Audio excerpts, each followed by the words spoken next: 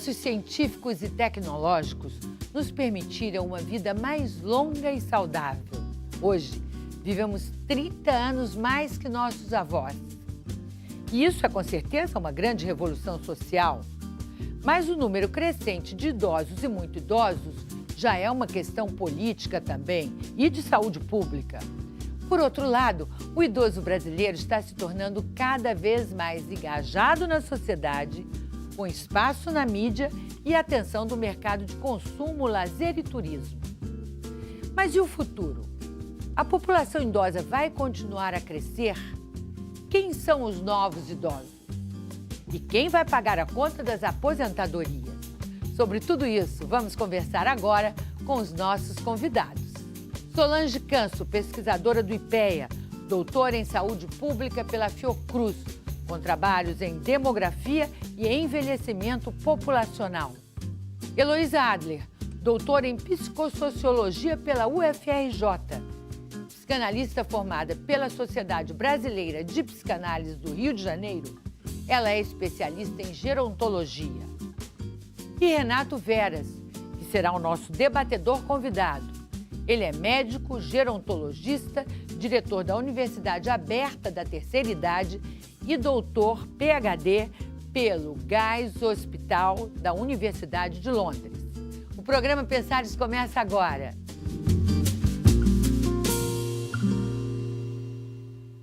Eu sou Leila Riches, esse é o programa Pensares e o nosso assunto hoje é envelhecimento, um tema que vai ter importância imensa no século XXI. E tema que veio para ficar, não há dúvida. É uma conquista social, mas também traz muitas questões complicadas. Para vocês, qual é a pergunta que não quer calar nesse tema do envelhecimento? Solange? Acredito que é como cuidar dessa população idosa, um volume muito grande de pessoas acima de 60 anos e o volume ainda maior de pessoas com 80 anos e mais, cada vez maior. Então, como cuidar dessa população? Acho que isso a gente ainda não sabe. Heloísa? Eu fiquei pensando qual é a pergunta que não quer calar, né? O século XX já foi o século do grande crescimento dessa população. E acho que agora o que a gente está vivendo no século XXI, é como disse a Solange, é que está se vivendo muito, né, Leila? Então, ainda bem. Que tudo bom, bem, né? Ainda bem. Assim, a outra é pior, não é? A outra opção é a que a gente não quer nem ouvir falar. Pois é, mas aí o grande desafio não é só o prolongamento da vida, mas é esse alargamento, como se está vivendo. Né? Então, eu acho que o grande desafio é na questão do como estamos vivendo mais. Mas esse período. E Vera, se você o que nos diz disso? O grande desafio é a gente entender que a questão do idoso não é questão específica da área da saúde. Nós temos que entender o conjunto dessa situação. Nós temos que estar preocupados com a previdência, por exemplo, que é um tema não só do Brasil, no mundo todo. Temos que ficar preocupados com a questão do meio ambiente. As cidades, elas têm que ser mais fraternas, mais organizadas para essa população idosa e principalmente a questão da família, que hoje nossas famílias são menores, famílias nucleares. Não tem mais aquela família que tem 5, 6 membros, que um pode ser deslocado para ficar com a pessoa mais idosa. E, aliás, não é uma pessoa idosa, são várias pessoas idosas. Porque antes sobrava, né? Muita mulher viúva e tal, fica no cantinho. Hoje não. Hoje todos, são muitos. A voz dos dois lados. Então, essa desorganização do que nós estávamos acostumado, né, é que é uma grande questão hoje em dia. E principalmente pelo fato dessa extensão do tempo de vida estar dado. Aliás, gente, vocês sabiam que o maior grupo, o maior em termos de crescimento, a maior proporção de crescimento é o grupo etário dos centenários. Nós estamos com uma proporção de um crescimento entre um censo e outro de 70%. Pois isso, é isso que eu ia perguntar para a Heloísa, que é bem a especialidade dela, porque como classificar, né, o velho, o idoso, eu não acho ruim idoso, não. É um termo que eu me acostumei. Velho e idoso, eu gosto até de idoso. Eu me digo idosa e pronto, gosto. Não. É essa diferença, porque uma mulher de 61 anos tem necessidades diferentes de uma mulher de 80. E agora você está me falando de um grupo de 100, não é? Como é que é feita essa classificação? Existe isso? Já está sendo pensado como grupo, Heloísa? 40 anos É um escândalo, né? É um grupo período heterogêneo. muito heterogêneo, muito complexo, necessidades completamente diferentes. Você tem toda a razão, um homem ou uma mulher de 60 anos e um de 100. Acrescentando aí o que o Renato lembrou muito bem, que não é só um problema de saúde, até para que a gente possa garantir a saúde do velho, da velha, do idoso, como você preferir, nós precisamos dar essas condições psicossociais para que esse envelhecimento ocorra de uma forma mais saudável. Só complementando o que a Heloísa estava falando, e as necessidades também se modificaram, já que é um grupo que antes vivia 15, 20 anos, agora está vivendo muito mais. Então, essas necessidades, elas são outras demandas, certo? Essa questão desse ponto de corte, definir idoso, é muito complexo, porque como cada vez está vivendo mais, aquele idoso, aquela velhinha de 50, 55 anos a 40, 50 anos atrás, as pessoas dão gargalhada, né? Eu vi a melhor definição do que é ser idoso. Idoso é quem tem 20 anos a mais que você. Um menino de 10, velho é quem tem 30. Quando você tem 70, velho é quem tem 90. Então, joga 20 anos à frente para definir, porque é muito impreciso, né? Dizer que uma pessoa é velha aos 60 anos, totalmente pleno, trabalhando, casado, com não sei o quê, com namorada, saindo, viajando, é um pensamento antigo. Antigamente... Mas aí você é contra que essas pessoas de 60 anos estejam incluídas no grupo dos idosos? Não, Leila, porque tem um fato importante. Em termos médicos, na medicina, a partir dos 60 anos, você começa a observar um maior número de doenças crônicas, um pouco maior de fragilidade, ou seja, começa a mudar devagarzinho, né? Alguns de forma mais intensa, mas é o ponto de corte, é por isso que nós estabelecemos 60 anos para designar o grupo dos idosos. Mas no dia a dia, na impressão social, no contato com as pessoas, por exemplo, se nós pegarmos um homem que trabalha de sol a sol, um lavrador do interior do Nordeste do brasileiro, aos 55 anos é uma pessoa totalmente depauperada, uma pessoa frágil, muito próximo da morte, inclusive a expectativa de vida para eles é mais baixa. Agora a gente pega um executivo da Avenida Paulista, em São Paulo, aos 65, ainda é um jovem. Então, esse ponto rígido, né, é muito impreciso.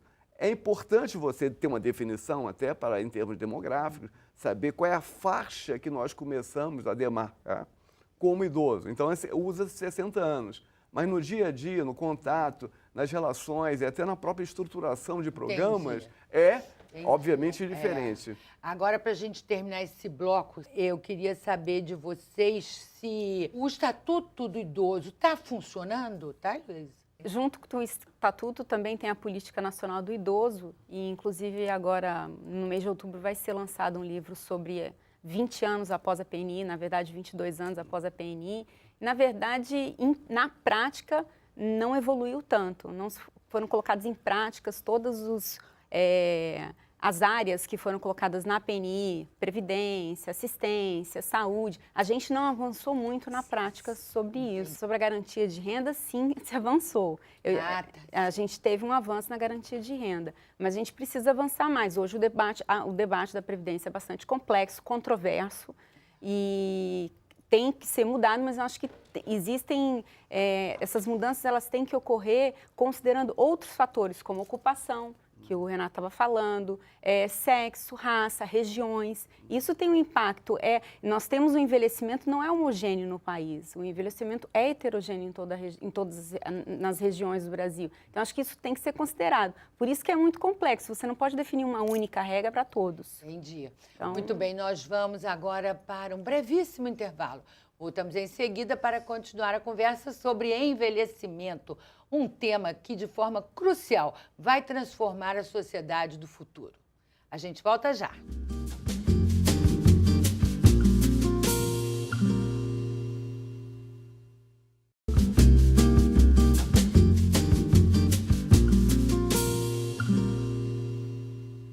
Voltamos com o programa Pensares, discutindo hoje o envelhecimento.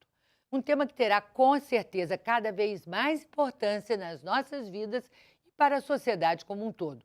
Nossos convidados são a demógrafa Solange Canso, o gerontólogo Renato Veras e a psicanalista Heloísa Adler. Heloísa, você que tem clínica, né? Eu pergunto como é a relação dos velhos com o tempo, Heloísa? Muito difícil. É? Dificílima. Porque, na verdade, assim, como é difícil nós dimensionarmos essa passagem do tempo, né? Tanto o indivíduo como a família. Então, muitas vezes, assim, os filhos não querem, muitas vezes, ver que seus pais envelheceram. Ter 85 anos, ter 90 anos, é muita idade. Né? Então, assim, isso é uma coisa muito difícil, essa aceitação e adequação. Porque a questão é aceitar para se adaptar adequadamente. Né? E não ficar negando a passagem do tempo. Agora, nós vivemos numa sociedade onde juventude deixou de ser uma etapa da vida para se tornar um valor. É verdade. Então, temos que ser velhos jovens. Né? Aí fica difícil, aí realmente, fica muito complicado. a pessoa que aceitar e aí isso, cria porque, muitos sabe, problemas. É absolutamente desvaloriza. artificial, né? Porque o tempo é o tempo. E é muito interessante a gente perceber que locais que tratem o idoso de uma forma mais protegida, onde tem assistência à saúde, onde a família receba instruções, onde as pessoas possam ter projeto. Projeto é fundamental, Leila. É pensar na frente. E pensar na frente pode ser uma coisa pequena, mas alguma coisa que para você é importante. Aquele almoço da família, onde a senhora, desde quinta-feira, está pensando com a roupinha que vai colocar. Ou seja, é pensar a médio e longo prazo, porque essa é a forma de você valorizar você e fazer coisas interessantes. Né? Mas o projeto não precisa estar ligado somente à família, né? Pode ter para você, família, por exemplo, amigos, que dirige trabalho. A Universidade Aberta da Terceira Idade deve ter muitos exemplos de pessoas que depois de 80 anos resolveram ter um projeto de vida totalmente impensado, inusitado, eu imagino. Ah, não, se eu quero ficar, vou me dedicar aos meus netos, ótimo, maravilhoso. Mas não, quero pintar tecidos, quero... Não, isso também é projeto? Isso também, e tem de tudo. O interessante é que o número de idosos no país é tão grande que não temos mais aquela categoria, idoso faz isso. Hoje tem idoso que viaja, tem idoso que namora, tem idoso que faz uma nova atividade produtiva ou algum trabalho, tem de tudo. E já nicho no mercado consumidor também? Exatamente. Hoje eu tenho um novo nicho, o turismo, por exemplo, que é o mais conhecido. O turismo para o idoso é naquele período de baixa temporada. Então, eles ocupam o teatro na parte da tarde, hoje em dia, é muito importante. Em termos de roupa, vestuário, tem muitas oportunidades. Agora, nós temos que saber, e essa é a minha tecla também como médico, é que nós devemos valorizar muito o acompanhamento, o monitoramento dessa pessoa, para ela poder usufruir a grande conquista que é viver mais. Tá ótimo. Isso nós vamos lá, mas aí você falou num ponto aí que é assim, o que eu queria mais tocar, que é o comportamento, né? Que é a aparência nesse bloco que foi roupa, você falou, não é? Falou Exato. A roupa do... Olha só, a mulher recebe um tratamento totalmente diferente do homem na velhice. Perfeito. Não é verdade? Ela é muito mais cobrada na aparência e muito mais cobrada em comportamento também. Mas sabe, Leila, eu acho que isso também está mudando, porque uma coisa, como foi bem lembrado aqui, uma coisa eram os velhos há 50 anos atrás, ou seja, a população que nasceu na década de 20, a mulher que nasceu na década de 20, que viveu a sua juventude, início da vida adulta nos anos 40, 50. Outra que já pegou o movimento feminista, a revolução sexual, essa mulher que se tornou arrimo de família. Tá? Então, hoje, o impacto, por exemplo, da aposentadoria para homens e mulheres é um impacto similar. Eu diria que o grande problema são as pessoas que aprenderam a viver com suas perdas no decorrer da vida. Tá? Essas envelhecem com mais fluidez, porque a vida é um processo de ganhos e perdas.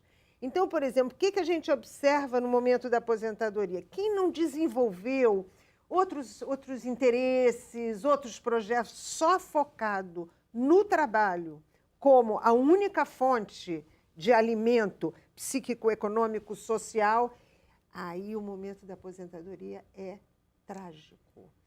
E os homens ainda desenvolvem menos que as mulheres, né? Os homens ainda estão muito agarrados na Aquela questão rotina do trabalho como a grande... A mulher leva melhor. Tem Porque dificuldade de entender que tem limitação, que tem uma... os homens têm mais dificuldade. Tem mais dificuldade. Porque eu vejo aqui nessa área que 55% da população de idosos são formados por mulheres. A maior Existe uma razão para isso? Não, existe, na verdade, é uma proporção maior. E quanto mais idosa, maior fica, a proporção, né? De 80 anos e mais é maior ainda. Quanto mais idosa baixa, isso, tem mais mulheres. Tem mais mulheres. As mulheres vivem mais, tem uma expectativa... É o sexo forte. É sexo forte. Exatamente. O homem tem a mania de morrer cedo, né? Pois é. Na verdade, tem sim uma explicação. A mulher vive mais, ela se cuida mais. Na verdade, tem uma justificativa para isso, porque ela entra no serviço de saúde pela maternidade, né? Os fatores de risco, álcool, tabaco, né? Normalmente é menor na mulher. Hoje em dia está mudando, mas antigamente, essa geração de 70, 80 anos não fumava, não bebia, né? Não tinha esses grandes fatores de risco. Até uma última pesquisa apontou que o consumo, embora o fumo tenha, a proporção de pessoas fumantes tenha caído, o de álcool aumentou e aumentou entre as mulheres. Mas nova geração, Exatamente. Né? Mas elas vivem mais, se cuidam mais, procuram serviços de saúde com mais frequência, por conta também de exames de rotina, ginecológicos. E os homens, na verdade, procuram o serviço de saúde em momentos de emergência, urgência. Com que idade a gente deve procurar o gerontólogo? É o gerontólogo? É o geriatra, né? O geriatra. Gerontólogo, você é gerontólogo e geriatra. Porque, na verdade, a geriatria, o geriatra é para o médico e o gerontólogo é para todos os profissionais que trabalham com envelhecimento. Eu acho que é uma besteira essa divisão, porque o geriatra, o bom geriatra, ele tem que trabalhar com equipe de profissionais, ele tem que ter um trabalho muito mais acoplado, né? Não apenas a questão da patologia, da doença em si, né? É como introduzir essa pessoa no dia a dia de forma plena, saudável, e sozinho o médico não consegue fazer isso. Mas a geriatria, desculpa, só um minuto, a geriatria como uma especialidade, é uma especialidade médica. Agora, Renata tem toda a razão. Ela sozinha, uma andorinha, não faz verão em hipótese alguma, né? Muito bem, nós vamos para o último intervalo de Pensares. Na volta, as considerações finais dos nossos convidados sobre o tema do envelhecimento. Até já.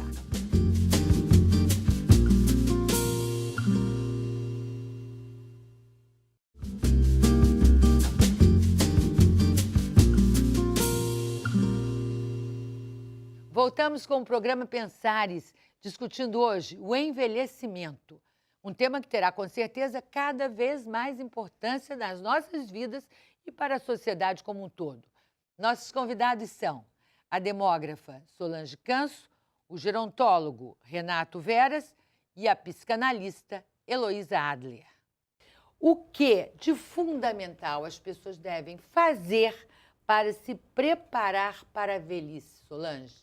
O ponto é planejamento, cuidar da saúde e no momento que você se aposenta, na verdade, quando você está prestes a se aposentar, acho que você tem que fazer um planejamento. Alguns hoje, né, brasileiros, apesar de se aposentarem, retornam ao mercado de trabalho, mas outros podem procurar outras atividades, seja ela remunerada ou não, mas precisa se ocupar porque ele vai permanecer parte da sua vida, um bom período da vida, já que a gente vive muito mais hoje. Depois de 60 anos, você tem uma expectativa aí de vida de 20, 25 anos de vida ainda para frente. Então, que ocupação que ele vai ter? Porque ele se aposenta hoje de forma geral, em média, em melhores condições, tem boas condições de saúde. Então, acho que esse planejamento tem que ser feito.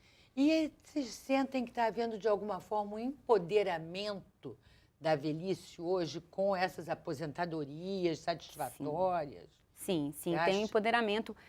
Boa parte das famílias hoje...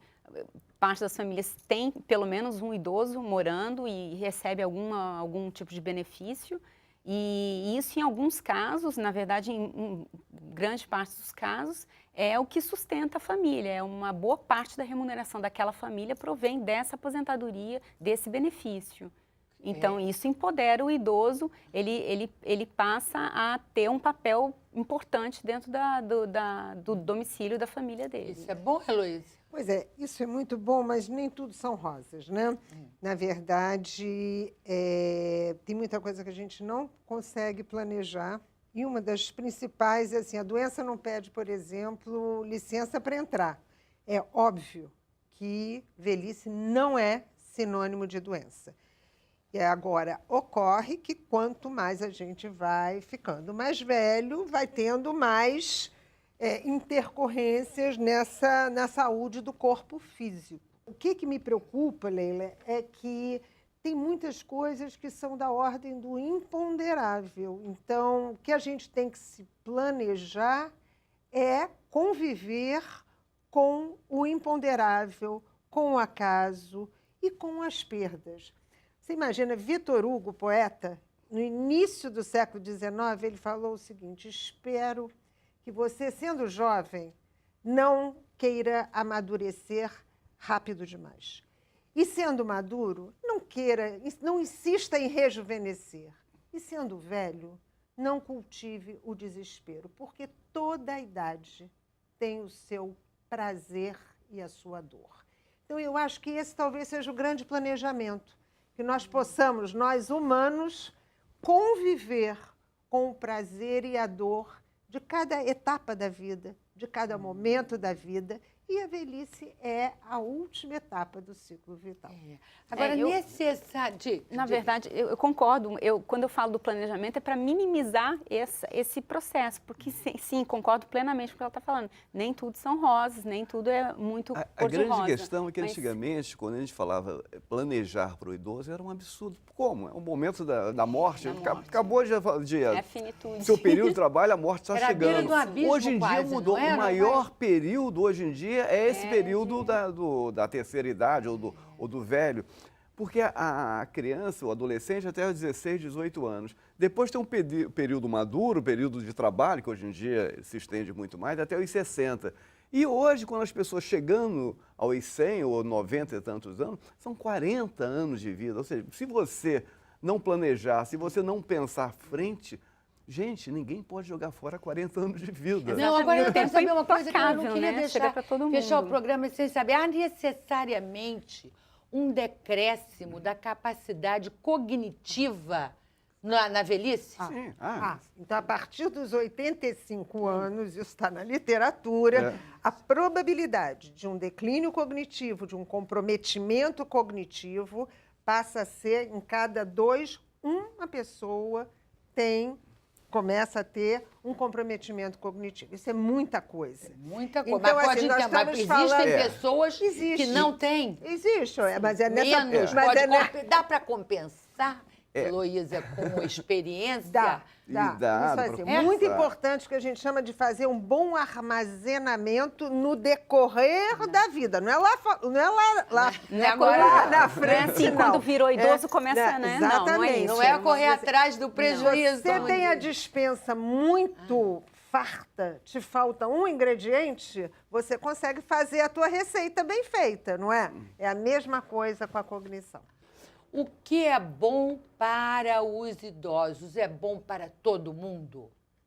Sim, não tenha dúvida. O que é bom para o idoso, ele ter qualidade de vida, ter amigos, ter satisfação e ter projetos futuros. Isso não é só para o idoso, isso é qualquer faixa da vida. Agora, no idoso, quando a gente sabe que é o momento do declínio, o momento das doenças crônicas, o momento da fragilidade, se você tiver uma organização e tiver projetos e se organizar sabendo que necessariamente com mais idade você vai estar um pouco mais frágil do que estava 20, 30 anos atrás, essa organização permitirá você ter um final de vida absolutamente feliz e saudável. Eu acho o seguinte, Leila, o que é bom para um pode não ser bom para o outro. Então, eu acho que mesmo a gente tem que falar da diversidade, do diferente. Como é difícil a gente aceitar o diferente. Cada um envelhece de um jeito, cada um considera o que é bom, porque eu vejo muita cobrança também a ter que envelhecer de um certo jeito. Né? Então, assim, eu não sei. Pode ser só um que exemplinho. Tem que fazer atividades. Sim, mas eu quero Boa. fazer atividades 2 vezes na semana. 2 vezes na semana, eu quero ficar na minha casa, eu quero escrever, eu quero pensar, eu quero estar com amigo, com a família. Então, assim, essa obrigatoriedade de tem que envelhecer A de um vida certo politicamente correta, jeito. né? Eu também tenho Isso um exemplo, é- é verdade. Isso que você está falando Diga, é diga o seu verdade. exemplo. Eu acho Desculpa te interromper, importantíssimo Heloísa. isso. Porque eu me peguei outro dia e falei, não, mãe, você precisa fazer isso. Aí ela, eu não quero, eu quero ficar em casa. Minha eu mãe quero é a sentar. mesma coisa. Aí eu gosto da minha casa. Exatamente. Porque essa coisa de teatro, ir pro teatro, ela acha chatésimo. Ela gosta de sair de manhã, sai com a Isso, empregada, exatamente. acompanhante, fazer Então as vamos coisinhas dela. ouvir o que Não, ela vamos gosta. ouvir, razão. vamos ouvir, não é? O Fernando, absolutamente certo. Agora, é importante sempre conversar e discutir com as pessoas, mostrando, por exemplo, aquela senhora que nunca fez nenhuma atividade física e fala, eu não vou fazer porque eu nunca fiz. Explicar para ela que a fragilidade óssea e muscular dela vai se ampliar. Quem sabe, então não precisa fazer a ginástica de forma formal em academia, mas quem sabe dar uma voltinha a mais no quarteirão. Quer dizer, você também entender que a fisiologia, o envelhecimento, esse processo patológico, né, que a gente conhece, também negociar com as pessoas, sabendo que essa extensão de vida, se nada for feito, acarreta um final pior. Então, eu acho muito importante o que a Heloísa falou, mas também nós não temos obrigação de não omitir as informações necessárias para que possa ter um envelhecimento melhor. Mas uma coisa é dar as oportunidades, Exatamente, outra coisa é a obrigatoriedade. É a sociedade, A obrigatoriedade e a sociedade atual está muito chata, né? Isso é o certo, isso é o errado, não é assim. E né? no modelito jovem. Né? Vamos embora, todo mundo malhar, por favor, menos, né? O exercício daqui para frente seria esse. Vamos mudar nosso olhar, né, para o que está acontecendo. Esse é um tema do futuro. Todos nós vamos lidar com ele de uma forma ou de outra. Exatamente. E o programa Pensares termina aqui. Eu quero agradecer a presença de Heloísa Adler, Solange Canso e Renato Veras. Um grande abraço para você também que nos acompanhou e até a próxima.